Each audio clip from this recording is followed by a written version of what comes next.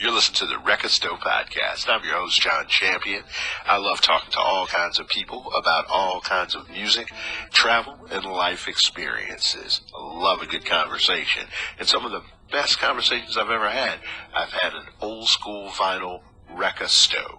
Oh, yeah. And I'll tell you where I got the name for the show, the Record Store. There's a scene in Prince's movie, Under the Cherry Moon, where he really explains to someone and teaches them a lesson that you can learn so much by talking to people and listening to people from different backgrounds. Just because you don't understand it right at first glance doesn't mean it's stupid. So hopefully through this show we can get more people to talk and listen and share life experiences. Great episode ahead. I talk to the very smart, the very funny, the very musically gifted Greg Hoy. Greg runs a record label. He is a terrific singer-songwriter, great guitarist. His music has been featured on TV shows like One Tree Hill and Made on MTV. That's right, he's also played the Latitude Festival in the UK, and his music is in commercials. We're going to have a great conversation. Don't want you to miss it. Want to remind you that you can find the Record Store Podcast on Apple, Google, Stitcher, Spotify, and so many places where podcasts are played. Make sure you check out the show description because we're going to have some important links. You'll also find this podcast on YouTube. We do something very special for YouTube, so you don't want to miss that. Please like, subscribe, and share the show. All right, it's about that time. Let's jump right into that interview with Greg Hoy.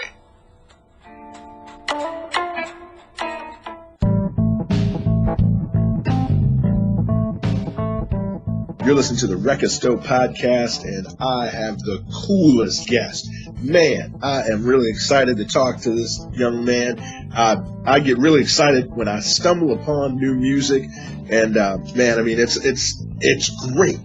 This guy has done so much, so many great albums, so many songs. Was cool enough to ship me a copy of his double album release. I am talking to the one and only, the way cool Greg Hoy of Greg Hoy and the Boys. How you doing, man? Hey, it takes one to know one, John. Man, I'm just trying to be like you when I grow up, just mellow all the time.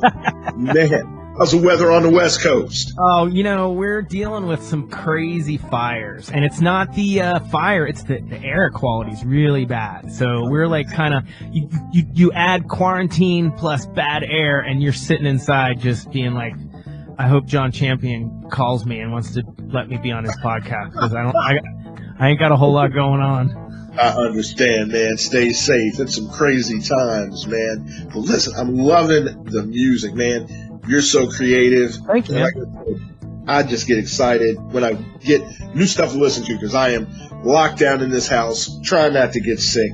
Yeah. And, man, give me your story, man. Why music? Well, you know, it all goes back to when you're little, right? And I have an older brother and two older sisters, and they're significantly older than me. So when I was born, they were 14, 16, and 18. So they were in that record buying zone in the early 70s. So I was surrounded by music. I had, my brother would play Led Zeppelin. My mom would play Lou Rawls. You know, my sister would be playing, the Saturday Night Fever soundtrack. So my dad loved James Brown. So I was constantly surrounded by all this great, lively music. And that just kind of, it seeped in. And at one point, my sister, her husband was in the military. They got stationed in Germany, and my dad and I would sit down with one of those. Yeah, the boombox deal. Boombox. So we had a boombox, and we would sit and we would, instead of sending letters to my sister, my dad and I would sit down when I was like 3, and we would record conversations to send over to Germany, and then they'd get the tape, listen to it, and they'd record on the other side and send it back. Man, so cool. Yeah, and between that and the music, I became fascinated by capturing sound, and that's kind of where it all started, man. And I don't know, I played clarinet in 5th grade. Oh man, that is awesome, man. I tell you, I'm with you on the capturing sound. When I was a kid, man, I had my dad buy me one of those old Sanyo tape recorders. Right. And I would run around and I would record everything. I'd record sound off the TV. I'd do mock interviews. I used to do this thing where I would ask a question and answer it musically with like a snippet of a song. Right on. Man.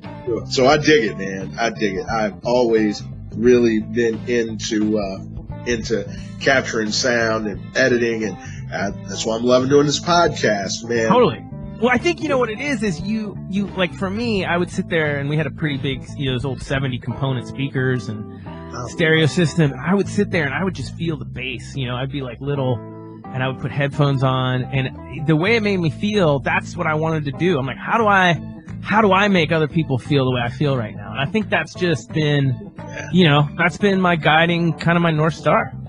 I dig it, man. I feel the same way. I've worked in radio and TV, and I've just always wanted to share more music than information. Information too on the TV side, but making people feel good with music. And I can't play a lick, but I can I can put the needle on the record. Right. Well, that's all you need to do, and it's one of those things that it transcends all the bullshit we're going through right now. You put a good record on, you could have a room full of every imaginable political belief, sexual orientation, race, whatever you're looking at as far as a checkbox for people, and they're all going to dance and they're all going to get down. I dig it, man. I agree so much. And I've been listening to your podcast. I know we were talking, you said you got more than one, but I was checking out the Limited Mileage podcast. Right on, dude. Man, you have done so much, man. Oh, thanks, as far as recording music, this tour you just did. Yeah. Man, I even checked out your covers album from 2015. Dude, I'm blown away. You start a record label. Oh man, there's just so much to say, man. That covers album, man. Yeah, that was an interesting time. When I was living in New York City, I lived there. I call it in the OOs. I got there in '99 and I left in 2010, so I was there about 11 years. And it was one of those times where I had some success early on. I had some songs that were on. Do you remember that show One Tree Hill? It was like So I had a big. They filmed that here in North Carolina. Well, there you go. So they took one of my songs, and with licensing, you get money based on how long they play your song on broadcast, as you know. Yeah. And they played like 2.5 minutes of a song off my first record. And the money was like, I was like, wait a minute, I can get paid? That's incredible. There's actually money to be made, because you spend years slogging away in shitty bars in the Lower East Side of New York, and that's not it. So when I had those connections for a while at HBO and WB, and they were like, you got to give us some covers, because that's going to be your calling card. And I spent about, I don't know, a year just like trying to do interesting versions of some of my favorite songs. And I feel like 2 of them got used for something, but you don't make any money off those. You know what I'm saying? But you get the notoriety of people being like, oh, like I told you in that message, Prince didn't have his stuff on Spotify for a long time. And my version of Raspberry Beret, I think people would search for Raspberry Beret, and that's why I was getting mad plays on Spotify at that time. This was a couple years ago, because his stuff hadn't been put up there yet. Man, you did a kick-ass job with that. Oh, thanks. I'm telling you, that Prince album, man, blew me away. You went from Prince to Pink Floyd to the Beatles, and Bryan Adams' cover of Run to You. Look, man, I was born in the 70s. I'm an 80s kid. I'm telling you, man, that's what a cover song is supposed to sound like. You put your own spin on it, and it sounds amazing, man. Thanks, man. That means a lot. Man, so you play, you sing, you write, you run the record label, 30 Peak. Yeah. Man. So, do you have any other bands on the label?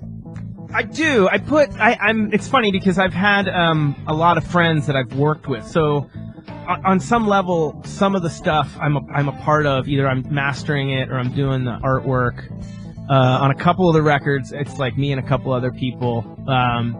And it's funny because there's actually, I just set up in our house a new room so I can actually remaster a bunch of stuff from the New York City days. A lot of it is instrumental, believe it or not, because at the time I had a label that was post 9/11, and so a lot of my friends were kind of down in the dumps, and they were making these like quirky little bedroom instrumental records. They're great. And, at the time, I remember we had, like, me and my then girlfriend, we had, like, a couple CD burners. And we would literally, like, we'd burn CDs. So we'd make, like, 20 or 30 CDs. We'd go play a show with those folks that were on that label, and then we'd sell the CDRs with the artwork. I worked at a ad agency, and I would, sneak off to their big color printers and print out all the CD jackets, which I felt so punk rock. I'm like, I'm sticking it to the man. Love it.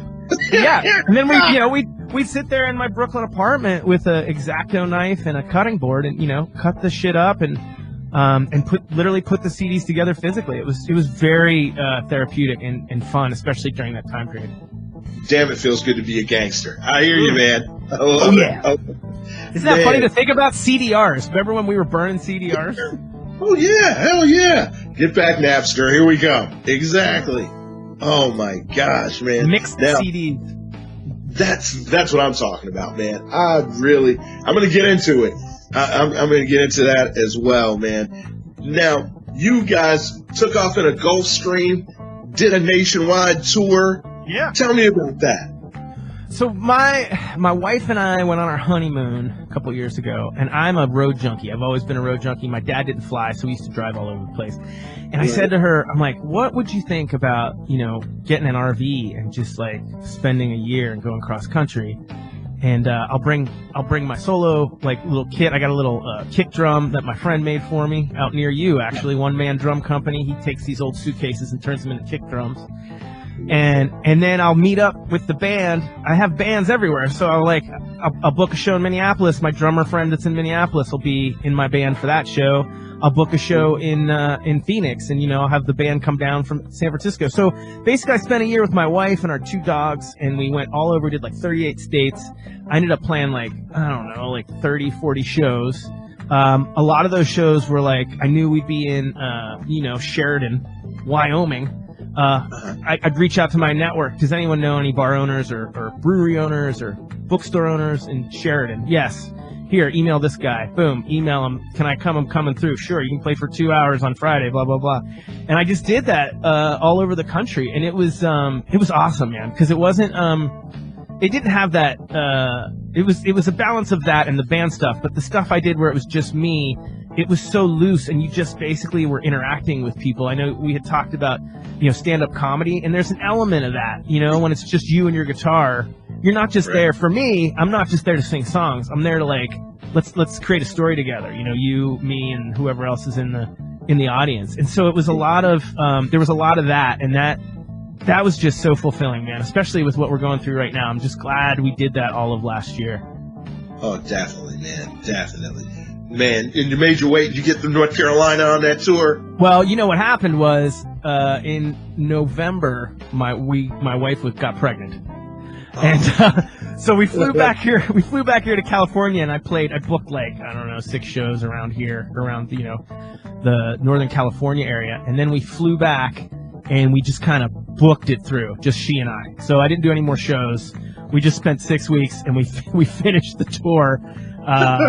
The poor thing was sick every day, so it was like I was like, okay, we can't stay too long. But we did go to Graceland, and which was great. I had to do that. I hit a bunch of great studios. We went to Muscle Shoals Sound, Sun Studios. I tried to hit all the good studios that I could just do in the tour.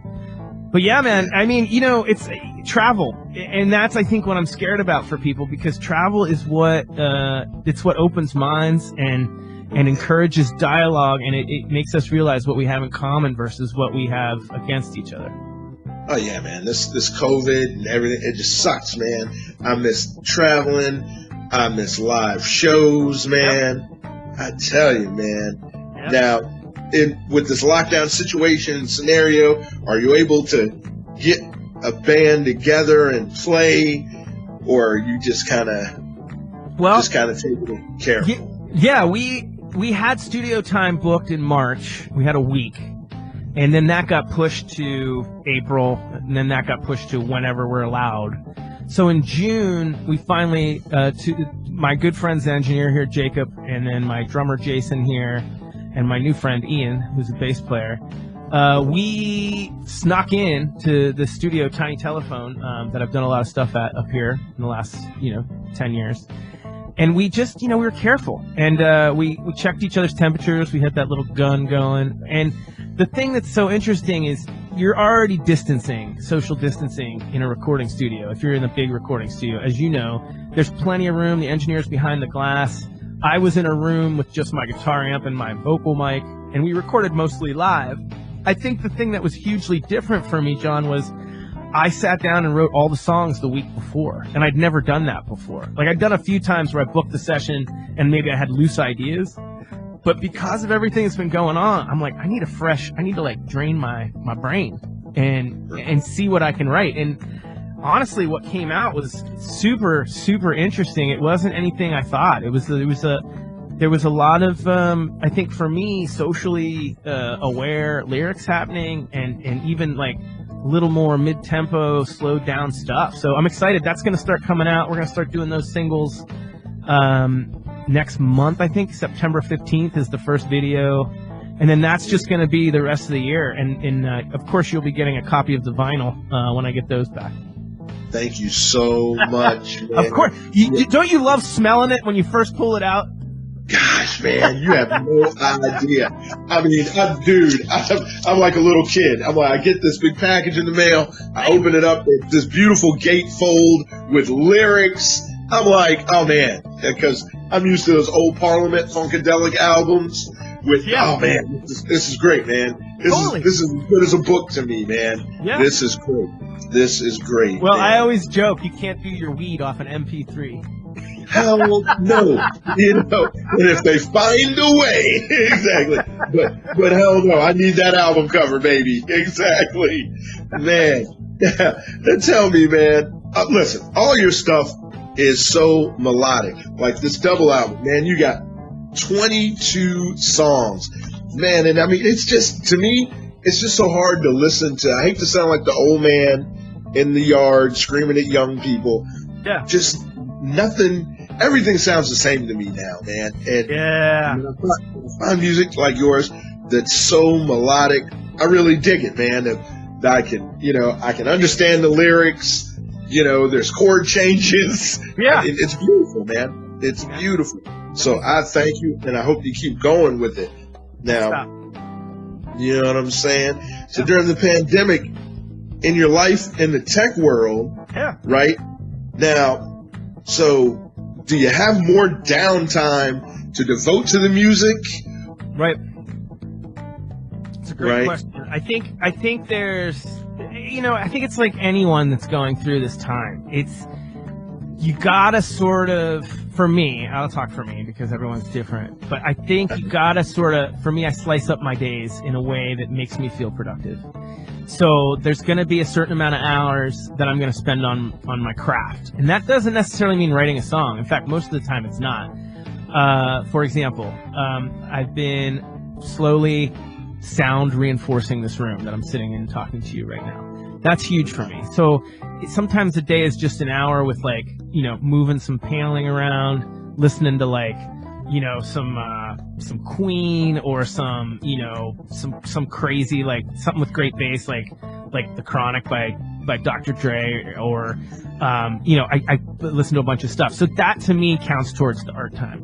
And I always have this running thing, and maybe you're like this, I always have this running thing in my head of okay, here's the next thing I got to get to. So as long as I know that I have that time, and it doesn't matter where it is, it's kind of keeping me sane. And I think that, anyone that's kind of struggling through this, I always tell people, just make something. It doesn't have to be, even if it's dinner, sit down and plot out from start to finish some creative endeavor, and I guarantee you it's going to free up your any stress or anxiety that's happening. At least it's always worked for me. I like that, man. I really like that a lot. That is some great advice, man. Great advice. Your music is so smart, sharp, and funny. I have to ask you, are you a Steely Dan fan? I used to be a closet Steely Dan fan, but now I'm an out Steely Dan fan. I do. Which, to tell me that my music reminds you of Steely Dan is like, I don't even know where to go with that, because I still listen to a Steely Dan song, and I kind of do this with the Beatles records too, and I'm not quite sure how they got there. It's like when you take a bite of a great meal and you're like, what is that flavor? I can't figure out that flavor. And I still, I'll listen to Asia or Katie did or whatever, and I'll still be like, how did they get from nothing to this? Exactly, man. There's a single that you have, video with the clown, and it just makes so much sense to me, especially with everything that's going on now. Yeah. And I think the lyric, what does it say? You ask for the clown, you get the circus. you elect the clown, you get a circus. And it's funny that single was going to be, we had a tour planned out here for April, all of April in California. It was going to be our West Coast tour.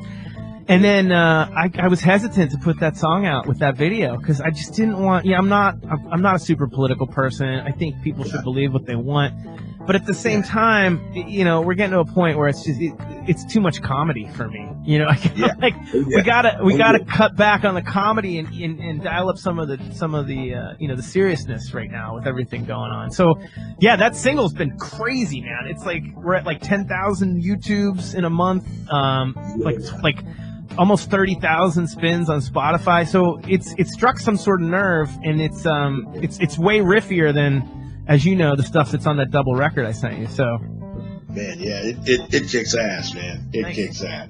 And is there a story like behind this double album? Yeah. It seems like this stuff just poured out of you. I'm like 22 songs. Yeah. I'm loving it. Thanks, man. Caffeination. Let's see, what I'm talking to you about. One of them about the participation award. Oh, story of my life, man. Dealing with folks. I love it, and I know it can be taken different ways by different people, but I'll tell you what happened. My mom passed away, and she was one of my big music influencers. Like, she used to have music always playing at the house. And as she had dementia, so it was a slow decline. She ended up having a stroke, and she had like 10 days, I think it was, before she passed. And I went. They live. My mom and dad live in Pennsylvania, so I flew out, and I was playing. She had a CD player, so I was playing all the CDs she had in there, and she had like INXS and Steely Dan. She had Asia in there. She had what else was in there? Huey Lewis and the News, and the Police. So she had like. So I was playing. I was talking to her, sitting with her, talking with her. I mean, she was clearly, on her way to the next level. And I'm listening to these songs, and I'm thinking, what can I do as a tribute to my mom? And then I thought, I want to make a double album. And it wasn't that, John, I didn't think about like the songs. I just wanted to have a gatefold. I was like, I wanted to think about when I was little with my mom, and she'd pull out like Chicago Transit Authority, or Pink Floyd The Wall, and you would pull those records out, and then there would be like this, you'd open it. Wow, look at that art. So then what I did was, and I've done this before. This is one of my secret things I'm giving you and your listeners. If you're stuck and you want to write a song, sit down and play the drums with another song in your headphones. Wow. So I did that with all these songs that my mom and I liked. I did it years ago with Purple Rain by Prince. I did the whole record. I played the drums along to Purple Rain. And then I recorded just those drum parts, and I rewrote new songs over top of them. I called it my Blueprints record. Yeah. So I did that with all these songs that I had been listening to with my mom, which is why when you probably listen to that album, you listen to my double record, there's a lot of tempo changes and there's a lot of different stylistic things, but that's the direction that the drum parts from all these other songs took me. It was like I made my own mixtape of my mom and I songs, and then I wrote. So it was like a weird remixy, you know, but it's, you know, once I got going on it, it still took like almost 18 months to finish it between, you know, studio sessions, mixing, and art and all that stuff. But it's still so satisfying to pick it up, man. And I'm like, wow, I did this, thankfully. Like, I'm glad I got this out. I dig it, man. I tell you, I am going to definitely, in the show description, man, I'm going to put some links to some of your songs and videos. So definitely, man, because you are somebody. Abbott or Zappa, from Africa Bambaataa to anything, man. I love all types and styles of music, rock, pop, country, hip hop. I just grew up loving everything, man. And you know, and I'm one of those people that it's like, man, okay, that's a great band, that's a great artist, man. Who produced that or who wrote that? And you know, I can just tell that so much thought goes into your music, man. And I appreciate it, especially with all that's going on. Yeah. Just having something new to get excited. Yeah. Oh, I agree. And, you know, you're talking about new songs, and I'm always thirsty for melody. Like, I'm always looking for great melody and new stuff. And you know, I have Spotify, and they send me the new mixes on Friday, and I will sit there and I will listen to that stuff. And it's so rare that anything just like jumps out at me that I want to listen to a second time. It's just. Yeah. And I'm not knocking. I don't want you and I, as being around the same age, to have that moment where we're like, you know, get off of my lawn. But I think some of it is there needs to be a little more struggle when you're making an album. Like, I think people need a little less validation for mediocrity, and they're getting it all the time. Like, you know, they'll fart out a beat and rap on it, throw it up on SoundCloud, and then it gets like, you know, 1,000 hearts, and they're like, my stuff's good. And it's like, you know, that might not be the right data to be looking at for success, you know? There you go. That's it, man. I mean, I have a good friend of mine, I used to be stationed with when I was in the Navy, and he used to say it all the time. This was back between like 92 to 95. We'd, you know, watch VHS tapes of artists, you know, folks stuff sent us from home, you know, like, man, and we would like watch Showtime at the Apollo, and we watch anything we could get our hands on because we both love music, we're homesick, and we would see bands, rock bands, pop bands, R&B groups, and we'd say, man, you know, you really had to be good. Yeah.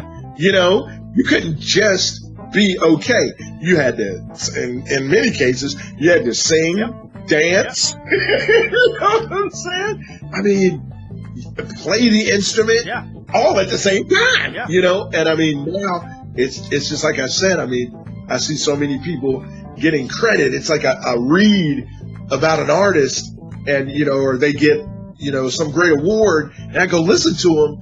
And I'm just not feeling. It's not making the hairs on the back of my arms down. I'm not getting the goosebumps from anything. Yeah. And I got that from listening to your music. So thank you. That's a huge compliment, John. Thank you. Got it, man. You got it. So what's next, man? I know we were laughing and joking. I was like, man, why didn't you go the fame and fortune route? You know, why didn't you kick down somebody's door like, hey, I'm the next big thing, you know?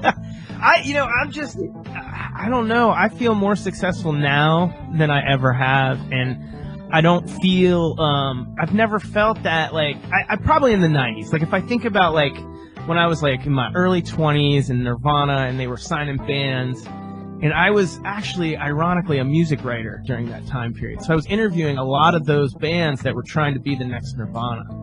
And I remember kind of soaking all that in, you know, soaking in that energy, and just thinking, you know, I know I'm an artist inside, I know I'm a musician, and I had bands at that point, but it wasn't what it is now.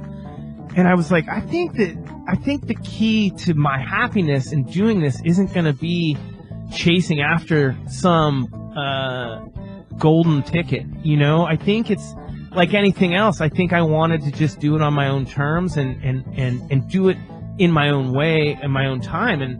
And honestly, like these new, you ask about what's next, like these 11 songs that are about to come out, I think it's the best stuff I've done. And I'm not saying that like egotistically. I just think when I think about, what do they say? Right words, right thoughts, right actions, you try to have the connection there to everything. And I don't think there's a single moment of this recording where I felt like it was I was dialing it in or thinking about like, ooh, will HBO buy this song and all those all those things that they can corrupt a little bit in a way that's not necessarily healthy. And some people are really good at it. Like some people, I read a lot of the articles as I know you do, and you see these people that are so good at that brand who I am as a musician. And again, I listen to their music and I'm like, that's all I care about is that part. Like I don't, I just bought, I'll tell you a funny story that I think you'll appreciate. For years, I wanted the DMC glasses. Gazelles. The ones I got are called, I have them right here. I just got them. They're called Goliath 2s. Okay. They're probably, Gazelle's probably another version of them. And I finally was like, you know what? I was like, screw this. It's COVID. I'm going to get these glasses finally. And I got them.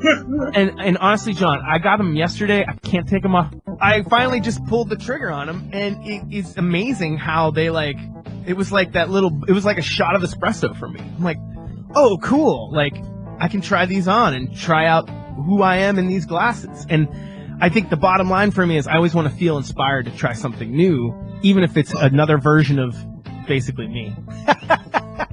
That's awesome, man. That's awesome. I feel you on that. And you gotta have something. I try walking. I'm not big on working out, but I'm like you said, I'm trying to keep making something with the podcast and editing. Trying to keep my head in that, so I don't get out here doing something crazy like just drinking all the time. Oh yeah. Trying to do something positive. So I totally get where you're coming from, man. I really do. And I'll tell you, not to interrupt you, I think that, there's going to be good episodes and bad episodes, There's going to be good days and bad days. And I think as long as you keep that in mind, that's what I have to keep in mind. Like, not every song is going to be great. Not every conversation with my wife's going to be great. It's just you got to remember that you got to keep going because there will be greatness. You just have to wait for it. Oh, yeah, man. No doubt. And getting to do what I love, and I'm talking to great people like you. Yeah. So everything happens for a reason, man. And I agree. I'm glad I got to talk to you. Yes, sir. Man, most definitely. And like I said, I'm going to spread the word because more people need to check you out. 30 Peak Records, man. Yeah. You guys are killing it. Like I said, this is just so much good stuff, man, that I have to listen to. And I go to Tidal, and I'm like, oh, man, there's even more Greg Hoy. How many albums have you actually recorded over the years, man? There's a lot, man. And I appreciate that you like any of it, to be honest. It's so nice when synchronicity happens and you meet a fellow traveler that's into it, man. I appreciate you having me. That's it, man. You got it. Well, listen, man, there's something you said on your podcast I was listening to a little earlier. You talk about meeting beautiful humans. Yeah. And with all the crap that's going on in the world, man, and people separated and divided by so much stuff, you're a beautiful human, man. Glad I met you. Let's keep in touch. You bet, man. Keep making that music, man. And thanks for taking the time to talk to me, Greg. Thank you, John. Keep fighting the fight.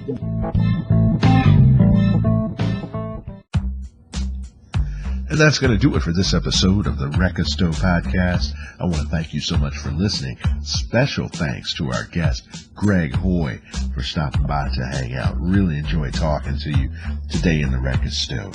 Also, I want to make sure you find us on YouTube, Apple, Google, Pandora, Spotify, Stitcher, Acast, Pocket Cast, TuneIn, Radio Public, Overcast, Breaker, Anchor. Also, make sure you check out the Facebook page and follow us there, Rekka Stowe Podcast. And on Twitter, we're also on Twitter. Make sure you follow us. And that Twitter handle is Rekka Stowe Pod C1. Thanks so much for listening. Don't forget to check the story links, the links in the show description. It's always great information there. Thanks so much, and we'll catch you again in the Record Store. What's up? What's up? Welcome to the Record Store Podcast. Yeah, that's right. Thought I'd show my face on camera a little bit for you here. You're with the champ, John Champion. Got the official shirt on. That's right. So we're going to do something a little different. We're going to roll some videos by this awesome artist we've been talking to for the last half hour here. Get ready. Get set. This is the official video for Green by Greg Hoy and the Boys on the Record Store Podcast.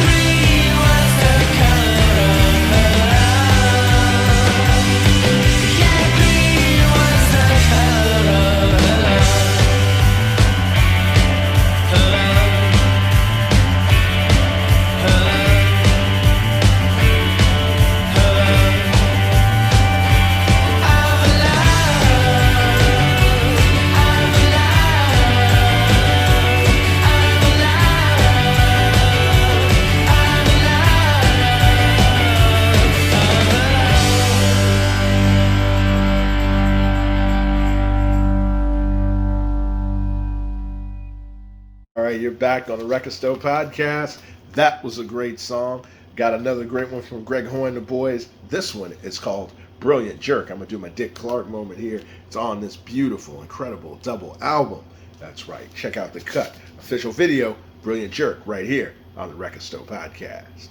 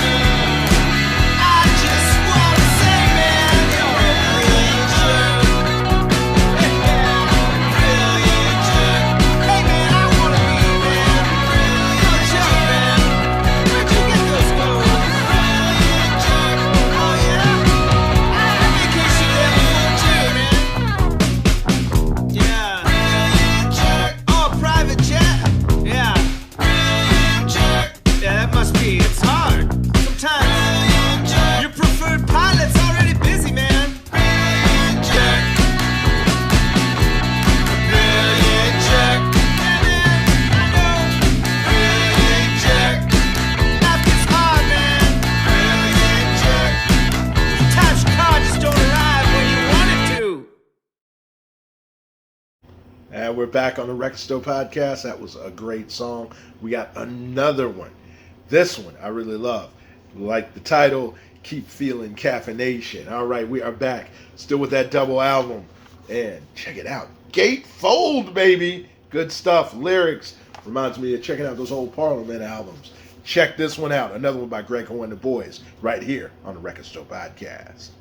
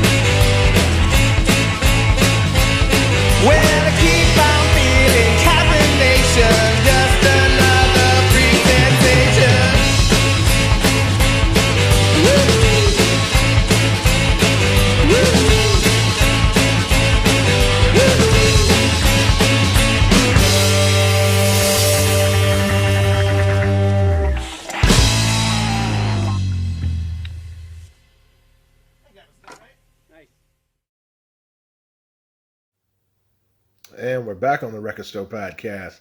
That was Keep Feeling Caffeination. We got another great one here. This one's called Leaving While You Stay. Get the picture. Right here on the Record Store Podcast. What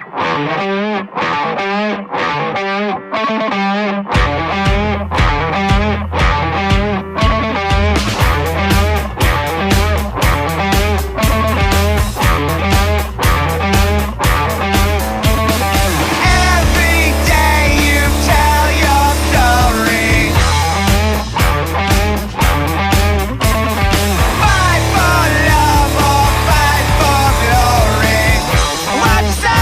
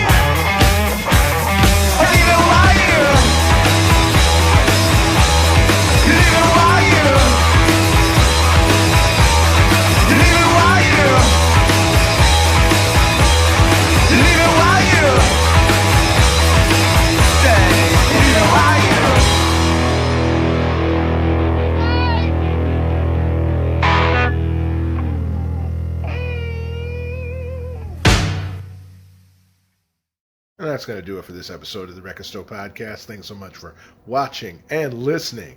Remember to follow us on Facebook, Twitter, Instagram, and so many more great episodes, so many more great conversations ahead. Thanks again for your support. Peace.